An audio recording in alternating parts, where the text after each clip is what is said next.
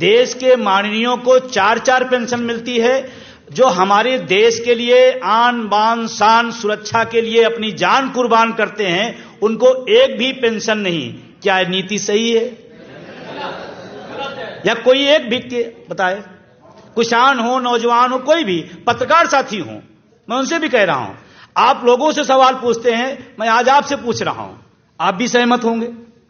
दूसरा सवाल है, सरकारी पद जो खाली होते हैं वर्षों वर्षों खाली पड़े रहते हैं, लेकिन एक अभी वैकेंसी निकली है पूरे देश के लिए, जो 4 जून का सारा रिजल्ट आ जाएगा। सरकारी पदों के वर्ष वर्ष खाली क्यों पड़े रहते हैं और एमपी एमएलए के सेम डेट में भर जाते हैं? क्या यह सही है? तो अगर एमपी एमएलए के भर सकते हैं तो जो खाली पद हैं वो क्यों नहीं भरे जा सकते हैं? 4 जून के सारे रिजल्ट आ जाएंगे, ज्यादा 5 हो सकता है, लेकिन 6 नहीं होगा, 7 नहीं होगा। लेकिन अगर आप हमसे पूछेंगे, रेल में 9 लाख पद पिछले 7 साल से खाली पड़े हैं, क्या यह सही है? अच्छा, वो 9 लाख पद भरे होते तो हमारे आपके बीच के कोई जाते, आपका बेटा, आपका भाई, आपका पड़ोसी, कोई तो जाता, कोई तो पद पड़ा। तो यह गलत है। और अगला सवाल है, कोई वस्तु, कोई फैक्ट्री, कोई मालिक बनाता है तो उसकी रेट कौन तय करता है? जिसने बनाया है। अगर ये कैमरा बना है तो कैमरे की कंपनी ने तय किया होगा, उसका मालिक तय हुआ, इसकी एमआरपी क्या होगी। सही है, गलत है? इस चश्मे को किसी ने बनाया होगा फैक्ट्री ने, तो चश्मा मालिक ने तय किया उस चश्मे का दाम। कैमरे बनाया, कैमरा मालिक ने तय किया होगा कैमरे का दाम। जूता बनाया, जूता कंपनी ने तय किया होगा उसका दाम। तो किसान अनाज पैदा करता है तो उसका तय सरकार क्यों करती है, किसान क्यों नहीं करती? क्या मेरे सवाल से आप इंतबाह रखते हैं? गेहूं तय करेगी सरकार और कैमरा तय करेगा कंपनी का मालिक, क्यों भाई? क्या मेरा सवाल सही है या गलत है? ये चंद सवाल आपके बीच में आप रख रहा हूं मैं। दूसरा आपसे सामने मैं रख रहा हूं, माननीयों को इस देश में अगर कोई मुख्यमंत्री, प्रधानमंत्री, एमपी एमएलए, मंत्री बन जाता है तो क्या चाहता है? प्राइवेट गाड़ी या सरकारी? गनर कौन चाहेगा? बोलो भाई। गनर, बंगला, गाड़ी, भत्ता, वेतन सब सरकारी, और जनता को फिर प्राइवेट व्यवस्था क्यों? क्या सहमत है या असहमत है? फिर जनता को प्राइवेट व्यवस्था क्यों? ये सवाल है मेरे कुछ। अगला कुछ एक सवाल और है, कितने लोग यहां बैठे हैं, जो भी, हम देश की बात नहीं करते, तो इस कैंपस बैठे हैं, कितने लोग हैं जो अपने बच्चे को पढ़ाने के बाद उनकी इच्छा है, उनका सपना है कि मेरा बेटा पढ़ने के बाद 5,000 की आउटसोर्सिंग संविदा पे नौकरी करे? कितने लोग यहां सहमत हैं? एक भी आदमी जिसकी इच्छा हो कि 7,000 रुपए मैं पर मंथ फीस देता हूं, लेकिन मैं चाहता हूं मेरा बेटा संविदा में 5,000 की नौकरी पा जाए तो मेरा सपना पूरा। एक भी आदमी। क्या यह सही है या गलत है? असहमत हैं आप इससे? है या नहीं है? ये पत्रकार साथी हमारे बैठे हैं, ये भी अपने भाई को पढ़ा रहे होंगे तो ये भी चाह रहे होंगे कि हमारा भाई पढ़ लिख करके दिल्ली यूनिवर्सिटी में प्रोफेसर बने, है या नहीं है?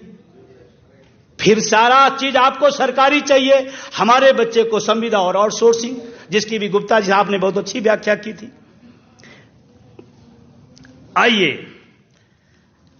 इन्हीं तमाम सवालों को लेकर के जो जनता की आवाज है, जनता की मोहर है, जनता की बात है, उसी का नाम दिया गया जनता का घोषणा पत्र। ये सवाल जनता के हैं और जनता के सवाल आज आपके बीच में हैं। ये बहुत कम सवाल हैं, यहां हमारे पास सैकड़ों सवाल हैं जिनको हम आपके सामने रख सकते हैं, लेकिन मैं इसी सवालों को लेकर आगे चलता हूं कि क्यों जरूरत पड़ी इस जनता के घोषणा पत्र की। ये चुनाव आ गया है, हम पूछ रहे हैं भाई शिक्षा का बजट कम क्यों हो रहा है? आप कहते हो अयोध्या में बहुत कुछ बन रहा है। ये सवाल हमारा नहीं है, ये सवाल इस देश के, इस मुल्क के जो लोग शिक्षा से पसंद करते हैं उनका है। वो कह रहे हैं कि इस देश में सरकारी पद खाली पड़े हैं, आप क्यों नहीं भर रहे हैं? तो वो कहते हैं नहीं नहीं, आपने देखा नहीं, गगनचुंबी हमने एक इमारत दिल्ली के अंदर बनाई है। हम सवाल कुछ पूछ रहे हैं, जवाब कुछ दिया जा रहा है। इसीलिए जनता की घोषणा पत्र की जरूरत पड़ी, इसीलिए इसकी जरूरत पड़ी। और इसी बात को लेकर के आज तो इसकी शुरुआत है, अब ये तो जाएगा। हम सब ने तमाम बार देखा होगा, कांग्रेस का घोषणा पत्र, भाजपा का घोषणा पत्र, सपा का घोषणा पत्र, बसपा का पता नहीं क्या, और तमाम पार्टियों घोषणा पत्र। पहली बार भारतीय राजनीति के इतिहास में ये बहुत छोटा कदम है लेकिन महत्वपूर्ण है। पहली बार इस देश में जनता का घोषणा पत्र आपके बीच में आ रहा है, ये बहुत बड़ी बात। इसकी जरूरत आप महसूस करते हैं तो आप हमारी बात से सहमत होंगे। अगर आपको लगता है नहीं, चुनाव के दौर में मुद्दे कुछ होते हैं और घुमा कुछ दिए जाते हैं, अभी पूछा जा रहा है, अभी कहा जा रहा है, और मजे की बात इसमें एक पार्टी शामिल नहीं होती है। मैं बहुत बेबाकी से कह रहा हूं, क्योंकि पार्टियां सब चाहती कि मुद्दे की बात ना हो। क्यों? क्योंकि मुद्दे की बात होगी तो आज वो फंसेंगे, कल वो फंसेंगे।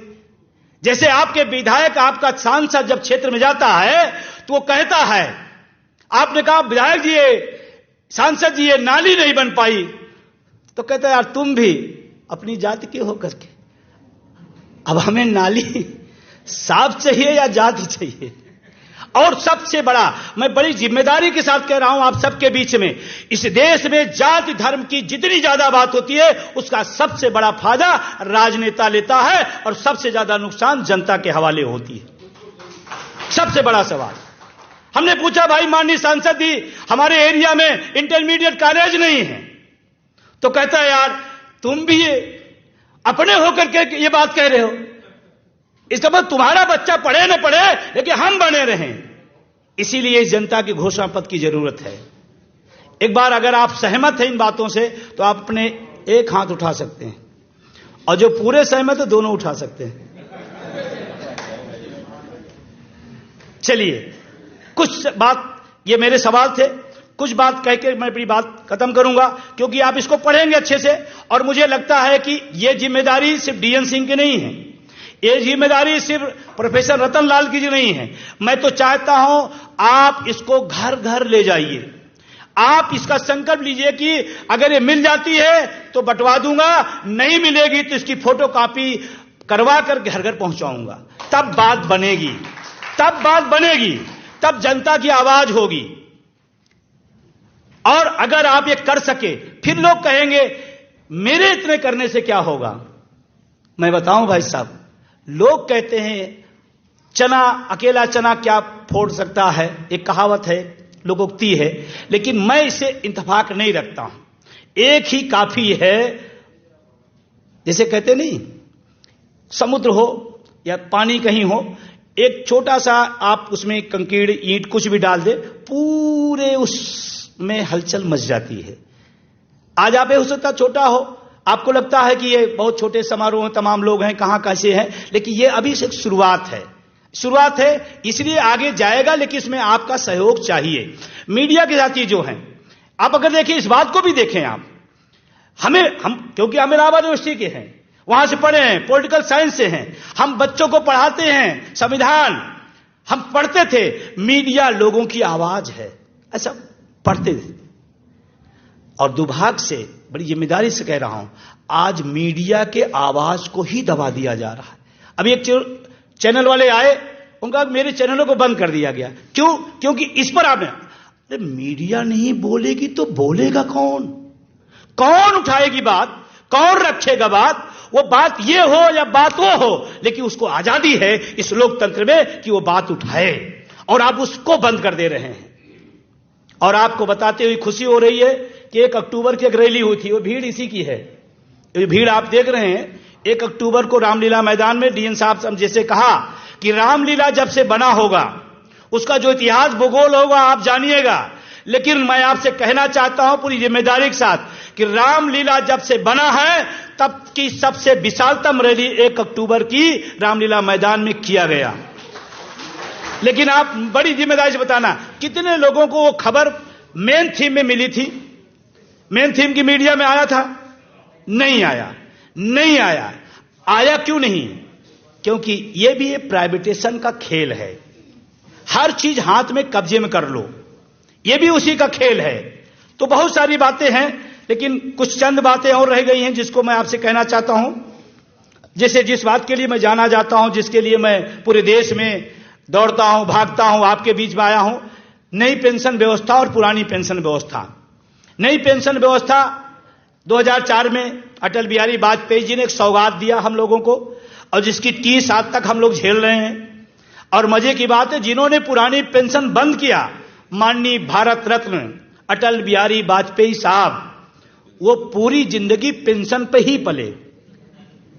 और लखनऊ के सांसद थे, ये वाकया मुझे याद है, वो लखनऊ के सांसद थे, उस समय मामला बंद हुआ था।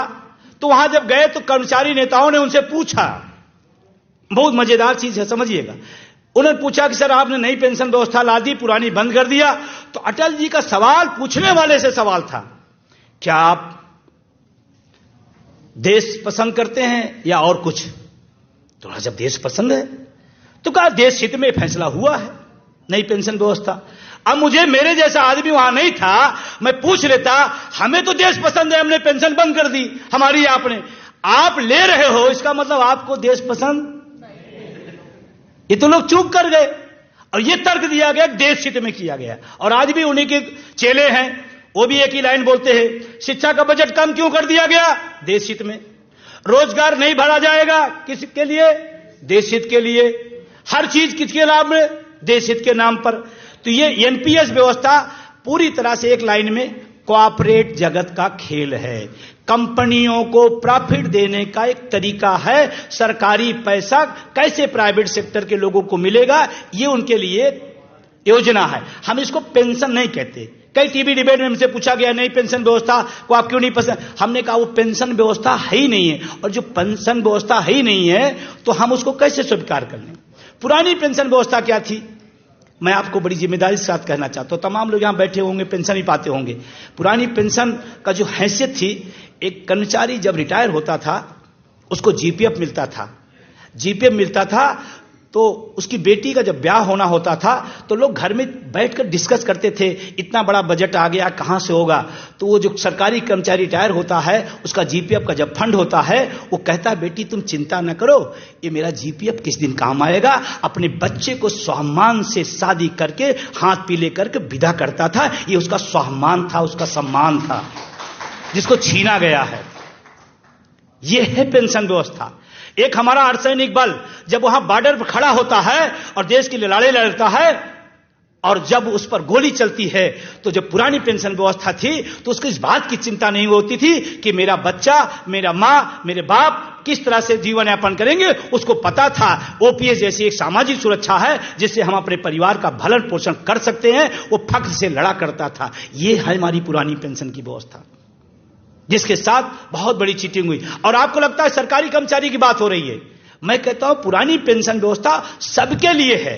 कैसे हो सकता है आप सरकारी जॉब में ना हो, आप अपने बेटे को चाहते हैं, तो आपकी लड़ाई नहीं है क्या है? और कभी कभी ये सोचते हैं कि मेरी लड़ाई नहीं है। और आज यहां आने का एक मकसद जो सबसे बड़ा था, वर्तमान सरकार बड़े होश और हवास में मैं कह रहा हूं, पूरी तरह तानाशाह है, पूरी तरह से शिक्षक कर्मचारी जनवादी विरोधी है। और इसीलिए इसकी जरूरत पड़ी कि हम सब अलग अलग लड़ने के बजाय एक साथ एक मुट्ठी बंद करके अगर लड़ेंगे तो शायद हम सब ज्यादा जल्दी कामयाबी की तरफ बढ़ेंगे। और इसका एक बड़ा मकसद यह भी रहा कि सारे लोग, अब किसान जैसे, किसान हमसे पूछता है, ये तमाम सवाल करते हैं, भाई पुरानी पेंशन से किसान का क्या ताल्लुकात? मेरे पिता किसान है, मेरे पिता किसान है। बेटा दुखी है तो बाप नहीं दुखी होगा क्या? बाबूजी बताइए, अगर बेटा दुखी तो बाप नहीं दुखी होगा क्या? तो किसान का मामला हुआ नहीं हुआ? अगर निजीकरण का सवाल विजय बंधु उठाते हैं तो आपका बच्चा जो रोजगार का फॉर्म भर रहा है उसके रोजगार की बात कर रहा हूं नहीं कर रहा हूं? तो सवाल आपका भी एक नहीं है। तो यह सवाल इसलिए भी महत्वपूर्ण है। और जो निजीकरण का भूत चढ़ा है, मैं तो कहता हूं अगर निजीकरण का दौर चलता रहा तो हम लोग आजाद भारत में गुलाम नागरिक के तौर पर खड़े हो जाएंगे। गुलाम नागरिक के तौर पे खड़े हो जाएंगे। ये आने वाले टाइम में रहा। अब आपसे लास्ट बात, बहुत लंबा है लेकिन बहुत शार्ट में करना, अभी तमाम विद्वान साथी हमारे बीच में है। लास्ट बात, कभी कभी आता है तमाम शिक्षक कर्मचारी संगठन या तमाम किसान यूनियन कहते हैं देखो मुझे चुनाव से मतलब नहीं है, मैं तो गैर राजनीतिक हूं। मैं पूरे होश व हवास में कह रहा हूं, कोई व्यक्ति अगर वोटर है तो गैर राजनीतिक हो ही नहीं सकता। गलत तो नहीं कह रहा हूं सर? कोई वोटर हो वो गैर राजनीतिक कैसे हो सकता है? वोटर है इसका मतलब वोट देगा किसी न किसी राजनीतिक दल को देगा, वोट के सिस्टम में आएगा, तो गैर राजनीतिक कैसे? जैसे अभी किसान संगठन से एक बड़े नेता से सुना कि चुनाव से मेरा लेना देना नहीं, मैं तो जो जैसी, जब दुनिया की सारी चीज, देश की सारी चीज राजनीति तय करती है और हमें मौका आया उस राजनीति को बदलने का और हम कह दे नहीं मतलब है, जिसका मतलब हम उन्हीं के साथ खड़े हैं, हम उन्हीं के साथ खड़े हैं, हम गैर राजनीतिक हो ही नहीं सकते। ये मेरा अपना व्यक्तिगत मत है, हो सकता है आप असहमत भी सहमत हो, लोकतंत्र का मतलब होता है, लेकिन मेरा अपना। लास्ट बात कहते हुए मीडिया के साथियों का बहुत बहुत शुक्रिया, बहुत बहुत धन्यवाद, और मैं चाहता हूं कि बात आप लोगों तक पहुंचाएं। जो लोग आए उनका भी शुक्रिया, जो हमारे अतिथि और वक्तागण आए उनका भी शुक्रिया। एक लास्ट बात कहते हुए डीएन सिंह साहब का, उनकी पूरी टीम का स्पेशल धन्यवाद कि जनता का घोषणापत्र इस हिंदुस्तान की राजनीतिक इतिहास में पहली बार आया है और ये कारवां आगे बढ़ेगा, ये दूर तक जाएगा। बात निकली है तो दूर तक जाएगी।